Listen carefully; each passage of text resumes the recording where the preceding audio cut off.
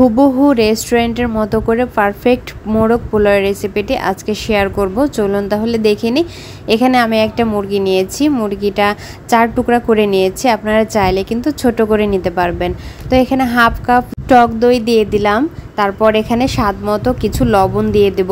এই সামান্য করে লবণটা দিয়ে ভালো করে এই টক দই আর এই মাংসের সাথে খুব ভালো করে মিশিয়ে নিতে হবে, যাতে মাংসের প্রত্যেকটা জায়গায় এই টক দই আর লবণের অংশটা মিশে যায়। তারপর ঢাকা দিয়ে একটা সাইডে রেখে দেব আধা ঘন্টার জন্য। কিছু মশলা নিয়েছি, এখানে জিরা, তারপরে গোলমরিচ, জয়ফল, জয়ত্রী।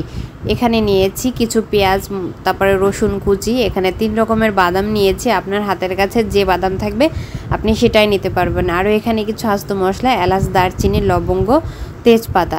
তো এই মশলাগুলোকে কিন্তু আমার গুঁড়ো করে নিতে হবে। আর টমেটো সস, আরও কিছু মশলা লাগবে। সে মশলাগুলো কিন্তু আমি রান্নার সময় আপনাদেরকে ধাপে ধাপে দেখিয়ে দিব। চলুন তাহলে মূল রান্নাটা আমরা শিখে নিই। কড়াইতে তেল গরম করেছি, তারপর এখানে বেশ কিছুটা পেঁয়াজ দিয়ে দিলাম। পেঁয়াজগুলোকে ভালো করে বেরেস্তা করে নিতে হবে। দেখুন, পেঁয়াজগুলোকে পুড়িয়ে নিলে হবে না, তাহলে কিন্তু তিতা লাগবে। হালকা লাল যখন হয়ে আসবে তখন এগুলোকে তুলে নিয়েছি। কিছুটা পেঁয়াজ বেরেস্তার তেল নিয়েছি আর সেই গোটা গরম মশলা দিয়ে ভালো করে একটু ভেজে নেব। তারপর নিচ্ছি এখানে রসুন বাটা, পেঁয়াজ বাটা, আর ওই যে সেই মশলাটা আমি দেখিয়েছিলাম সেই মশলাটার সাথে একটু আদা পেস্ট করে তারপর দিয়েছি। কালারের জন্য একটু শুকনো মরিচের গুঁড়া আর পেঁয়াজ বেরেস্তা দিয়ে ভালো করে কিন্তু এখানে নাড়িয়ে চাড়িয়ে মশলাটাকে কষিয়ে নিতে হবে। লবণটা আমি আগে দিচ্ছি না, কারণ ম্যারিনেশনের সময় লবণ ব্যবহার করেছিলাম। তো অল্প করে ঝোলের পানি দিয়েছি আর এখানেই তো মুরগির মাংসটা দিয়ে দিচ্ছি ওপর থেকে। আর যে টক দইটা ছিল সেটাও কিন্তু একদম সব দিয়ে দিয়েছি। বাদাম পেস্ট করে রেখেছিলাম, বাদাম পেস্ট দিয়ে দিলাম। টমেটো সস দিয়ে দিলাম, উপর থেকে কিছুটা কিশমিশ দিয়ে দিলাম। সব কিছু দেওয়া হয়ে গেলে ভালো করে নাড়িয়ে চাড়িয়ে ঢাকা দিয়ে এটাকে 5 থেকে 10 মিনিটের মতো কষিয়ে নেব, মানে একটু রান্না করে নেব।